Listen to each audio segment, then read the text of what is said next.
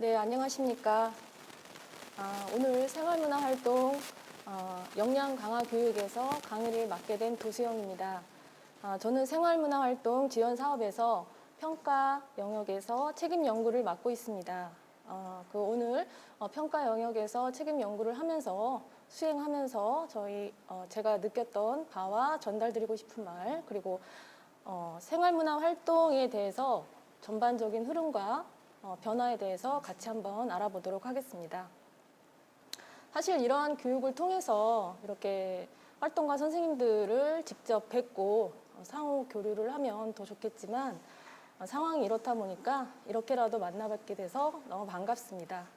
오늘 교육에서는 크게 세 가지로 나눠볼 수가 있는데요. 첫 번째는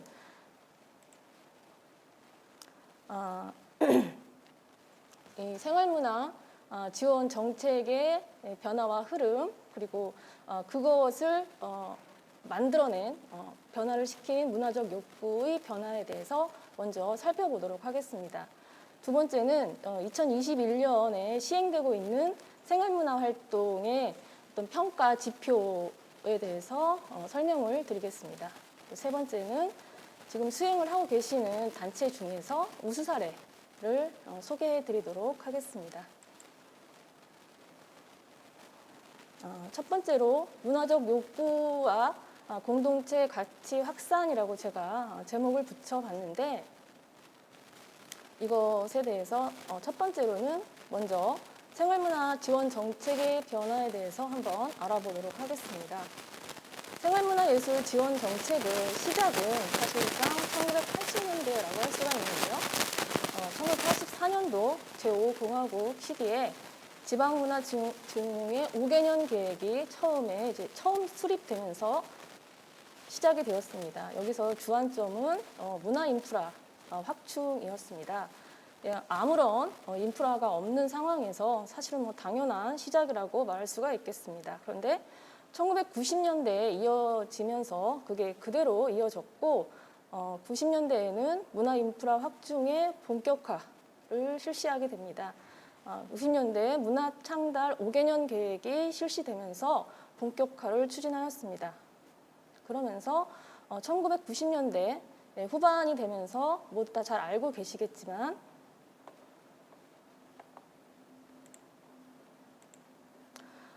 지방자치단체가 정착이 되고 지방자치단체들의 문화예술 지원 정책에서의 역할과 이런 것들이 확장됐다라는 것을 알고 계실 겁니다.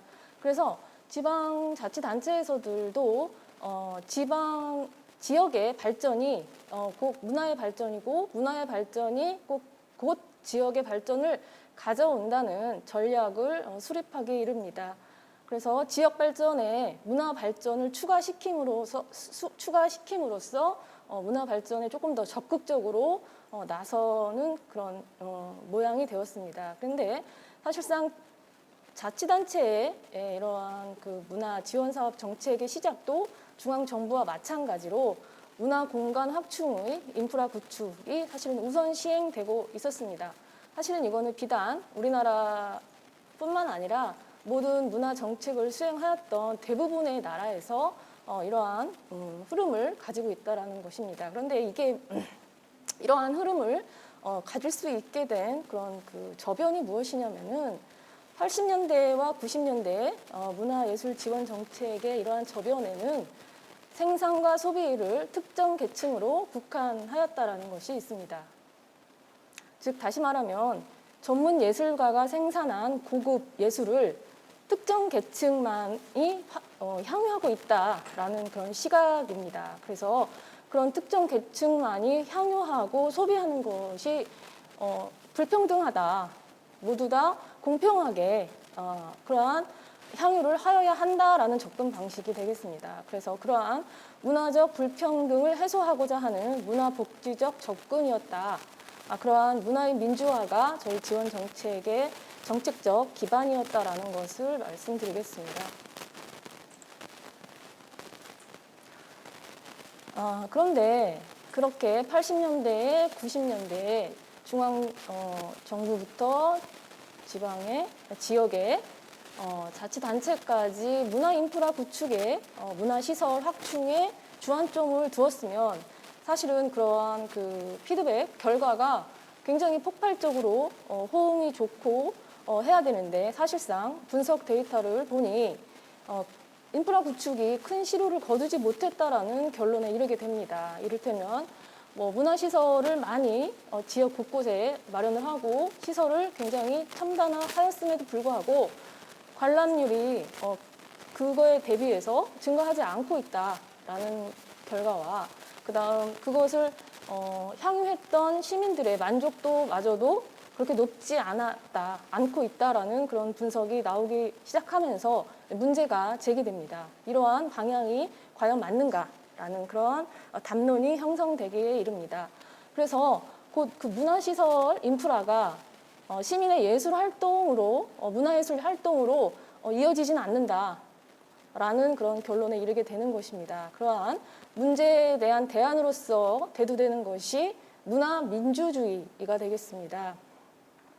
말하자면 시민들이 이렇게 수동적인 그런 그 자세에서 벗어나서 주체적으로 지역 문화를 형성할 수 있다라는 발상의 전환이라고 할 수 있겠습니다. 그래서 사실은 문화와 민주라는 단어가 들어가지만 그 앞선 개념과 문화민주주의는 상당히 상반되는 개념을 가지고 있다라고 생각을 하시면 되겠습니다.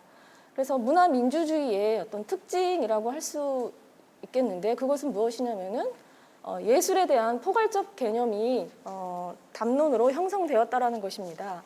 그전에는 예술이라는 것은 곧 고급 예술을 말하고 기량이 높고 수준이 높은 그런 예술 작품을 생산하는 사람과 그 작품 자체를 예술의 어떤 그 개념에 국한을 시켰다고 하면은 이제 문화민주주의 시대에 이르러서는 예술에 대한 포괄적 개념이 생겨났기 때문에 여기서 말하는 예술은 모든 예술이 포함되는 것입니다. 여기서 고급 예술, 이를테면 대중예술, 특정 계층이 좀 독특하게 생산하는 예술, 지역에서 그 지역만이 갖고 있는 예술, 생활예술, 그러니까 모든 예술이 그 예술 안에 다 들어가는 포괄적 개념이 생성되었다라는 그런 특징이 있습니다. 그래서 이 포괄성과 또 다른 하나는 동등성입니다.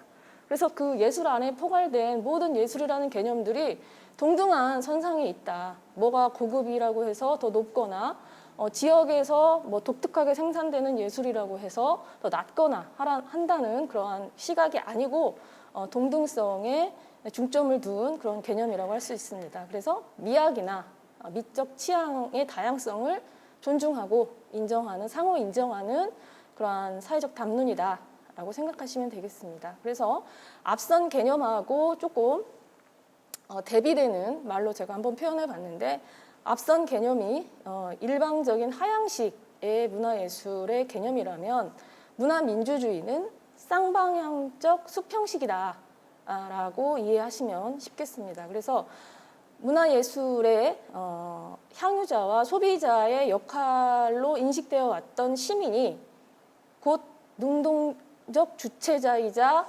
자발적 생산자로 이렇게 역할이 변화되는 그러한 시점에 주된 개념이기도 하기 때문에 지금 능동적 주체자이자 자발적 생산자 활동을 하고 있는 우리 활동가 여러분들이 바로 이런 개념에 기반하여서 활동을 하고 계신다는 그런 말씀을 제가 드리기 위해서 말씀을 드리는 것입니다. 그래서 문화적 욕구가 변화했기 때문에 문화적 개념이 먼저 문화적 개념이 이렇게 변동되었느냐 아니면 문화적 개념이 도출되면서 사람들이 문화적 욕구가 그런 쪽으로 지향되었느냐라는 것은 사실은 담론에 따라서 그러니까 관점에 따라서 다른 시각을 가질 수 있겠지만 제 생각에는 그 앞선 순위가 중요한 게 아니고 A가 B를 만들고 또 B는 또 A를 만드는 그러한 서로 상호 영향을 주는 그런 관계라고 저는 생각을 하고 있습니다. 그래서 문화적 욕구의 변화에 의해서 개인이 이제 능동적이고 자발적인 문화예술 활동을 하는데 그것이 왜 공동체의 가치와 또 같이 이렇게 엮여서 대두되고 있는지 그거를 조금 찬찬히 살펴보도록 하겠습니다. 예술이라는 거는 사실은 그렇게 그 기량을 닦고 예술의 종류에 따라 다르겠지만 공연 예술은 최종의 발표는 모두 다 관객을 위한 그런 행위가 되겠지만 기존에 우리가 예술이라고 하는 거는 독립적인 그 개인의 기량이 중시되는 독립적 활동이었다라고 말할 수가 있겠습니다. 그런데 그것이 이러한 그 사회적 개념의 변화와 문화적 욕구의 변화에 따라서 예술 활동이 커뮤니티 활동, 공동체 활동으로 확산되고 있다라는 그런 현상입니다. 그러한 그 앞선 그 문화의 민주화와 문화민주주의의 흐름을 이렇게 응집해서 나타낸 결과라고 할 수 있는 제도가 사실상 2014년도에 제정된 지역문화진흥법이라고 할 수 있습니다. 지역문화진흥법은 그 안에 중요하게 담고 있는 쟁점은 문화예술 단체나 동호회 활동의 시설 공간 이러한 제공에 필요한 예산을 지원할 수 있다.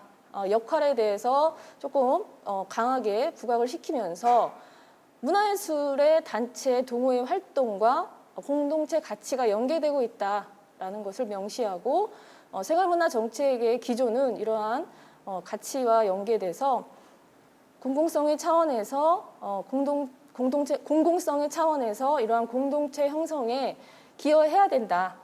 각 자치단체들은 그런 역할을 중앙이나 지역에서 모두 다 공히 형성에 기여해야 함을 전제하는 그런 제도라고 할 수가 있겠습니다. 그래서 지역문화진흥법은 지금 우리가 수행하고 있는 생활문화예술하고도 직결되는 그런 제도이기 때문에 말씀을 드립니다. 그래서 결과론적으로는 문화예술 활동이 개인에서 지역사회 가치 확산 활동으로 확대되어 가고 있다. 그런 것까지 말씀을 드렸는데 여기까지 이제 특별하게 어려운 그런 내용도 아니고 활동을 하시면서 또 한두 번은 들어봄직한 그런 얘기이기 때문에 별 어려움은 없으실 거라고 생각이 드는데 사실 여기서 제가 조금 원론적인 그런 이야기를 여러분들과 한번 나누고 싶어서 꺼내봅니다. 우리가 문화예술 활동을 하고 있는데 여러분들은 사실상 많은 시간과 어떻게 보면 노력을 기울이고 있고 본인의 일상에서 얼마나 비중이 있는지 사람마다 다르겠지만 제가 이제 느끼기에는 이러한 발표 활동, 동호회 활동을 하기 위해서는 일상의 많은 시간을 거기에 할애하고 계시다라고 저는 생각이 드는데 이러한 문화예술 활동을 나는 왜 할까? 혹시 그런 고민을 해보셨는지는 모르겠습니다. 저도 문학 분야에서 활동을 하면서 한 번쯤은 저는 나는 왜 이렇게 활동을 할까? 무엇이 날로 하여금 이렇게 집중해서 하게 할까라는 그런 조금 상념 아닌 상념에 빠져본 적이 있는데 여러분들도 한 번쯤은 그런 생각을 해보셨을 거라는 생각이 듭니다. 그래서 제가 개인적으로 제 상념의 결과라면 결과인데 여러분들과 다를 수 있어요. 다를 수 있는데 공감하고 나만의 이유는 무엇일까? 문화예술 활동을 하고 동호회 활동을 하고 지원을 받아서 이러한 그 활동을 계속 성장시키고 확대시키려고 하는 나의 그 근본적인 에너지원은 무엇일까라는 그런 생각할 수 있는 그런 동기가 되셨으면 좋겠습니다. 그냥 원론적인 이론적인 거에서는 인간이 문화예술을 이렇게 지향하는 거는 본능이라고 하는데요. 그것은 표현의 본능에 기반은 하는 거죠. 인간은 표현하고자 한다. 자기의 생각과 나아가서는 개성을 표현하고자 하는 본능이 있기 때문에 문화예술 활동을 지향한다. 그리고 모든 인간은 창조적 활동을 할 수 있는 소양과 방금 말씀드린 그런 욕구를 가지고 있다라고 이제 학자들은 얘기를 하고 있고 저도 공히 동의를 하고 있는 바입니다. 그리고 그 활동이 다른 활동이 아니라 문화예술 활동이라는 것에 저는 방점을 두고 있는데요. 사실상 다른 동호회도 많습니다. 이를테면 뭐 투자율을 높이기 위한 뭐 스터디 동호회도 있을 수 있고, 요즘 뭐 여러 가지 재테크의 방식이 여러 가지가 있지 않습니까? 뭐 이러한 각자 다른 문화예술과는 조금 더 거리가 있는 주제를 가지고 동호회 활동을 하고 계시는 분들도 많은데, 우리는 문화예술 활동을 매개로 동호회 활동을 하고 있다는 거죠. 그래서 저는 이 동호회 활동의 매개가 되는 문화예술에 조금 집중해서 보자. 문화예술은 사실은 무용한 것입니다. 뭔가 효율성과 실효성, 그 투입 대비 성과가 늘 사회에서 팽배하고 저희한테 압박해오는 그런 일상과는 좀 괴리되어 있는 거죠. 무용하죠. 아무리 글을 읽고 쓴다고 해서 내 일상이 갑자기 윤택해진다거나 하지 않죠.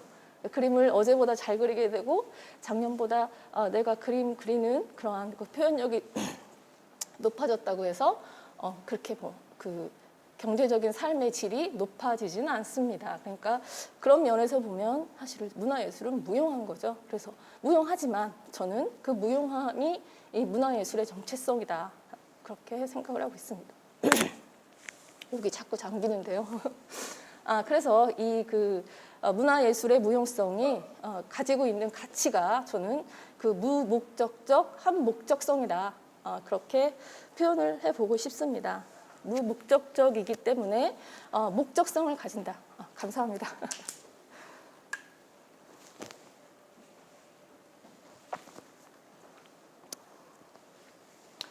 무용하기 때문에 무목적적이고, 그렇기 때문에 한 목적성을 갖는다. 그게 바로 문화예술이다.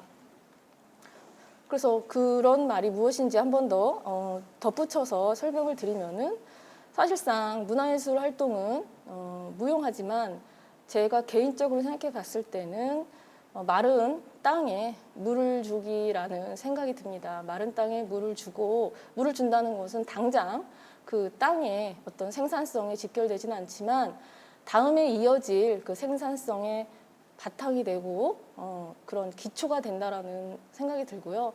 우리 인간에게 문화예술 활동이라는 것은 그런 인간의 삶을 이어가기 위한, 어떻게 보면 정말 극한대로 생각하면 방편이 될 수도 있는, 그게 아니면 인간이 매일 이렇게 이어지는 그런 성과, 투입 대비 성과에 이어지는 그런 삶을 어떻게 지속할 수 있을까, 저는 가끔 의문이 들기도 하거든요. 그래서 그러한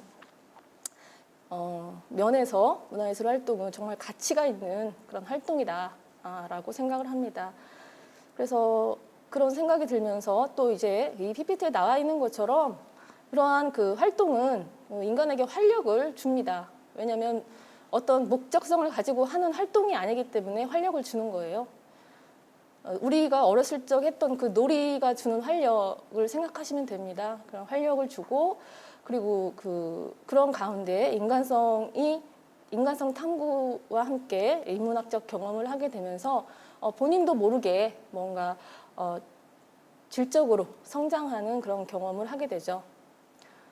그래서 한 가지 더 말씀을 드리면, 뭐 이거는 사족인데, 내 과학자가 실험을 한 게 있습니다. 제가 창조활동에 대해서 한 번 더 이제 말씀을 드리고 싶어서 드리는 건데, 내 과학자가 인간의 뇌 활성화에 대해서 어떤 경우에 인간의 뇌가 가장 활성화가 될까라는 그 실험을 하기 위해서 세 케이스를 만들고 실험을 하였다고 합니다. 첫 번째 케이스에는 굉장히 어려운 그 전문 서적을 주고 읽어라.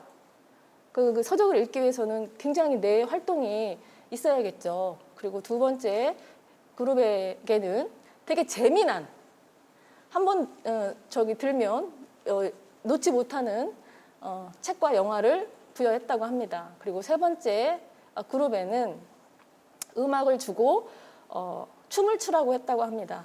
안무를 짜라는 거죠. 그래서 2주 동안 이렇게 실험을 했는데, 2주 후에 그 세 그룹에 그 여러 명이 되는 그 세 그룹의 뇌 활성화 결과를 보니 어떤 그룹이 가장 그 뇌 활성화가 되었을지 여러분 한번 맞춰보세요.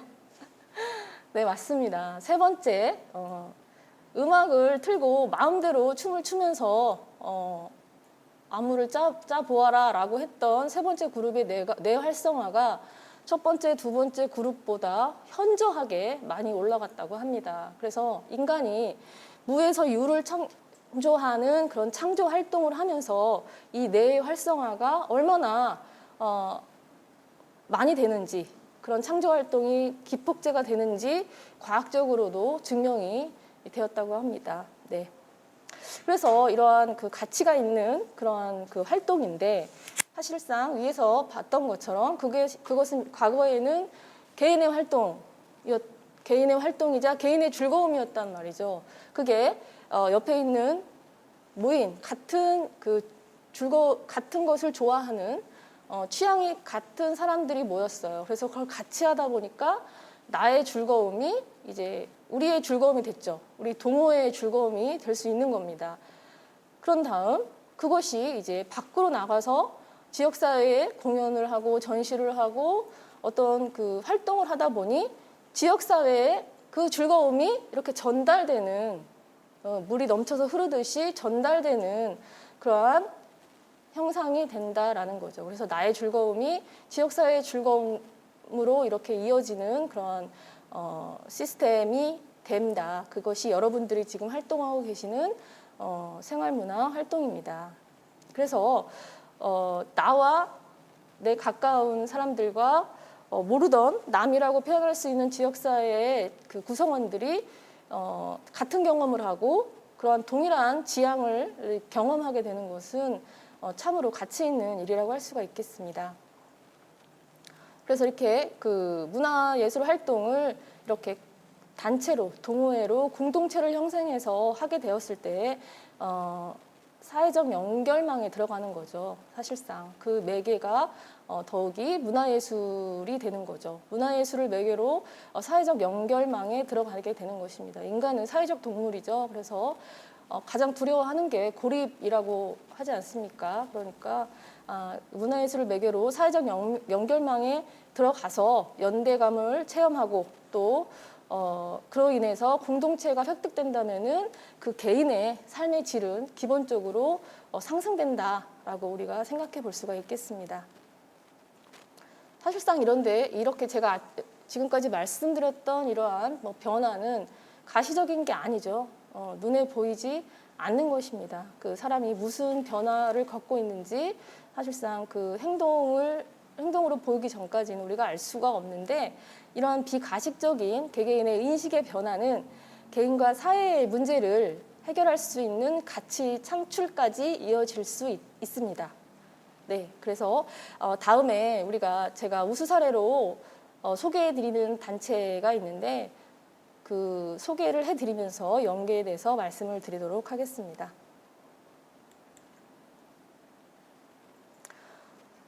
두 번째로 이제 2021년 생활문화예술 지원 사업의 평가 지표에 대해서 간단하게 말씀을 드리겠습니다. 그런데 이게 지금 사업명이니까 평가 지표라고 되어 있는데, 저는 사실상 어떤 그 평가라는 말이 주는 그런 그 경직된 그런 느낌이 별로 그렇게 좋다고 생각이 들진 않습니다. 그래서 그 모니터도 마찬가지죠. 모니터도 어떤 그 대상에 대해서 판단하고 그 견해를 이렇게 제시하는 그런 활동이다라고 해서 평가나 모니터는 그거를 받는 사람으로 하여금 그 경직성을 초래하기 때문에 이거에 대한 난제는 저는 조금 사실은 풀어야 되는 문제라고 생각이 듭니다. 그런데 우리가 여기서 또 짚고 넘어가야 될 것은, 그게 우리가 재원으로 하는 이러한 활동은 그게 금액이 얼마든지 간에 합당하게 쓰여진지 쓰여지지 않았는지 스스로 점검하고 객관적 시각으로 판단하는 그런 절차는 반드시 필요합니다.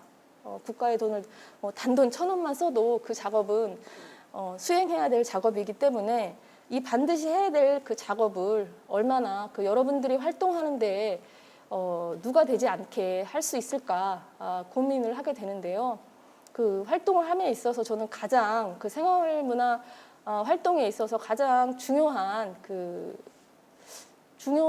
그런 어떤 그 가치라고 하면은 그 주체성이라고 할 수가 있는데, 그런 주체성이 이러한 평가 활동으로 인해서 훼손되지 않게 저희가 계속해서 피드백 받고 또 개선해 나가도록 하겠습니다.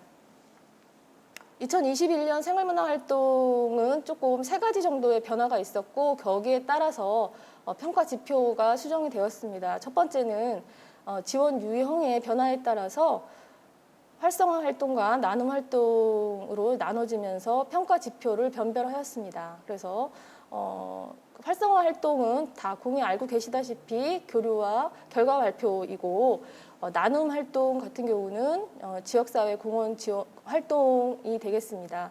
그래서 이 활성화 활동과 나눔 활동에 있어서 그거를 선택하게끔 되어 있는데 그 2개의 목적성을 분명히 하고 효과를 더 내기 수월하게 하기 위해서 그 사업 성과에 있어서 기여도 측면을 변별하는 거를 나눠서 저희가 평가를 함으로써 그런 그 목적성을 분명히 하도록 하였습니다.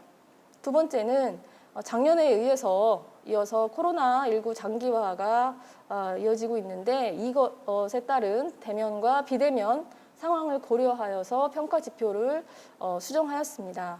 특히 홍보나 행사 운영, 행사 내용에 있어서 그 대면 공연을 준비하는 단체와 비대면 공연을 준비하는 단체가 그 염두에 둬야 될 상황은 많이 다를 거기 때문에 그것을 변별하여서 평가 지표화했다라는 것을 말씀드립니다. 3번째는 신청 자격이 091 기준으로 한 건 이상의 생활문화 동호회 활동 실적이 있는 단체로 제한되었습니다. 올해. 그래서 사실상 그 예비 단계의 동호회라고 우리가 말할 수가 있는데 일단 취향이 같고 지향이 같은 사람들이 모였는데 아직까지 뭔가 이렇다 할 만한 성과가 없는 그런 동호회 같은 경우는 본 사업에는 좀 신청할 수 없는 그런 그 제한에 걸리는 그러한 규정으로 변경이 되었기 때문에 지표 자체도 성장 단계별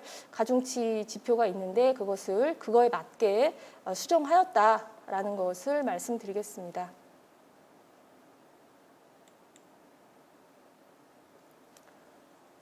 자, 3번째로 생활문화 우수활동 단체를 소개해 드리겠습니다. 여기서 말씀드리는 단체가 3군데인데요. 여기 지금 이 교육에 참여하고 계시는 모든 선생님들이 다 우수한 활동을 하고 계십니다. 그중에서 이 3단체만 우수하다라는 건 아니고 앞서 설명한 그러한 생활문화의 활동의 그 가치와 변화 그리고 성장 확장의 그러한 것을 또 너무나 잘 나타내주고 있는 3단체이기 때문에 잘 수행하기도 하거니와 그렇기 때문에 제가 소개해드린다는 말씀 드립니다. 첫 번째로는 남사모라는 단체인데요. 신생단체로서 본보기를 잘 보여주고 있는 단체라고 할 수 있습니다. 이번에 21년도 사업명은 연이 다시 꽃 피우다라는 사업명으로 이제 사업을 수행하고 계시는데 활성화 활동 결과 발표를 하고 계십니다. 신청 분야는 국악이면서 전통 연희를 전문적으로 하고 계시는데 이 남사모가 신생단체임에도 굉장히 조금 신생단체는 모든 면에서 어려움을 이렇게 겪고 그것이 이게 표출되기 마련인데 굉장히 잘 이렇게 수월하게 수행을 하시면서 이 생활문화 활동의 목적성을 잘 간파하고 계신다라는 그런 느낌을 받은 거죠.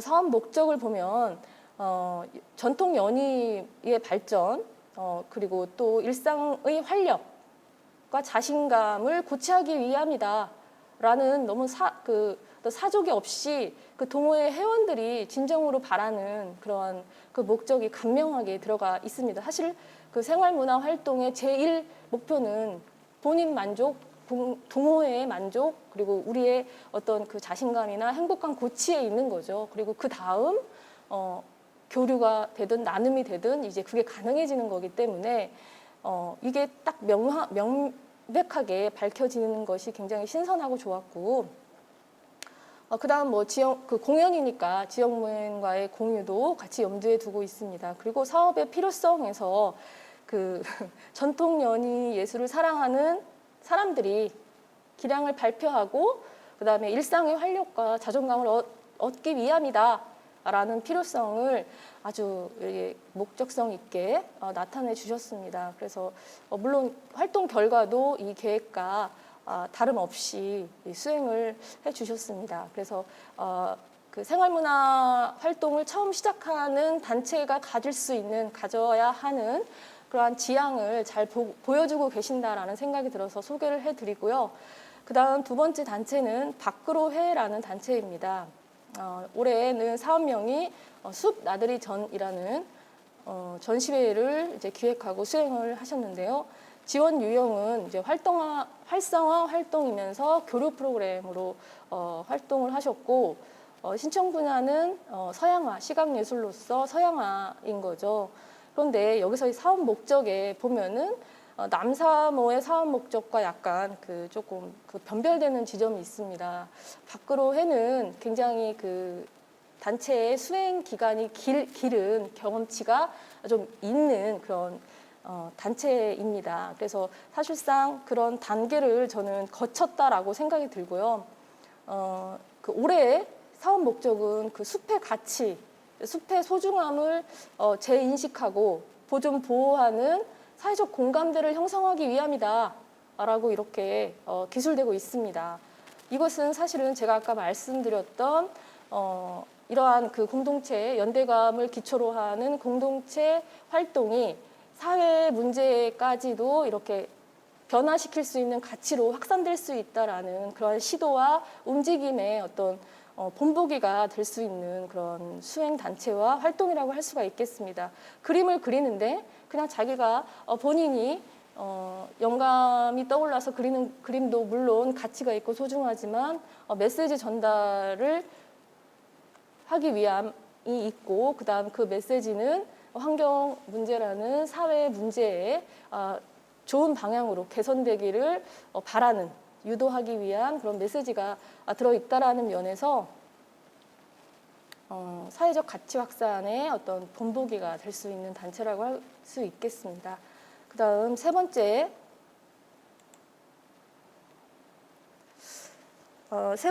단체는 해금사랑 해련이라는 그런 단체인데 2021년 사업명은 목소리 음악회입니다. 그리고 활성화활동 교류 프로그램으로 수행을 하고 계시고, 신청 분야는 국악이면서 실내악인데 사실은 퓨전 공연을 계속 수행한 단체이기도 합니다. 이 단체의 사업 목적은 특이하게 보문산에 목재체험장 야외 공연장을 10분 활용하면서 활성화시키는 데 목적을 두고 있다라는 거죠. 그래서 이러한 좀 어려운 시기인데 매주 토요일에 공연을 하셨다고 합니다.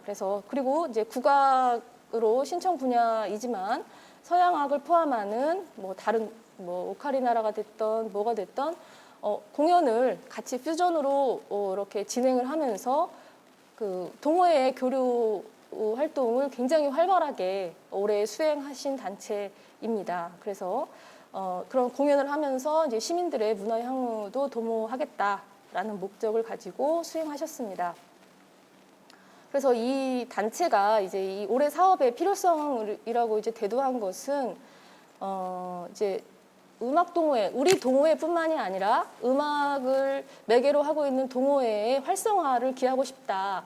지금 무대도 많이 없어지고 연습과 이렇게 무대에 설 기회가 많이 없어진 음악 동호회에게 무대 공연 기회를 부여하고 싶다라는 그 필요성이 계획서에도 분명하게 나와 있었습니다. 그래서 단체 간 상호 교류를 통한 활동 영역의 확장과 생활문화 활성화를 목표로 하고 계셨습니다.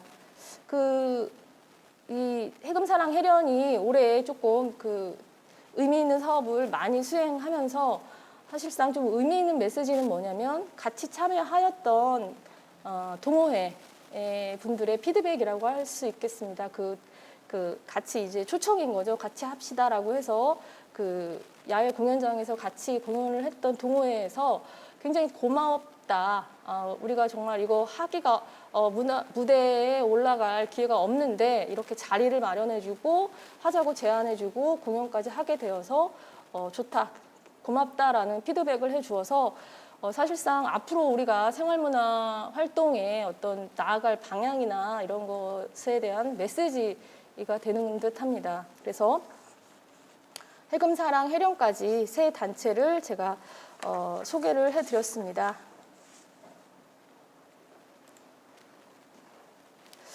지금까지 제가 거칠게 굉장히 조금 거시적인 얘기부터 동호회 소개까지 말씀을 드리느라고 다소 거친 면이 있었으나 양해를 부탁드리고요. 이러한 생활문화 활동이 이렇게 성장하고 발전하였지만 사실상 한계도 있습니다. 한계라고 하면 크게 세 가지로 이야기를 드릴 수가 있겠는데, 생활문화 활동 예산 비중이 다른 그 예술활동 지원에 비해서 적다라는 것은 뭐 공감하고 있는 내용이고, 또 계속 우리가 풀어와야 될 숙제는 그 생활문화 활동의 공간과 그다음 매개 인력 지원에 대한 그런 문제는 우리가 풀어야 할 숙제라고 생각이 듭니다.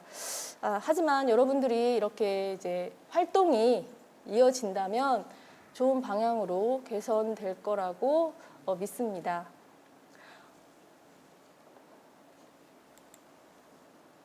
모쪼록 여러분들의 활동에 즐거움과 보람이 늘 함께 하시기를 바라면서 오늘 교육을 마치도록 하겠습니다. 감사합니다.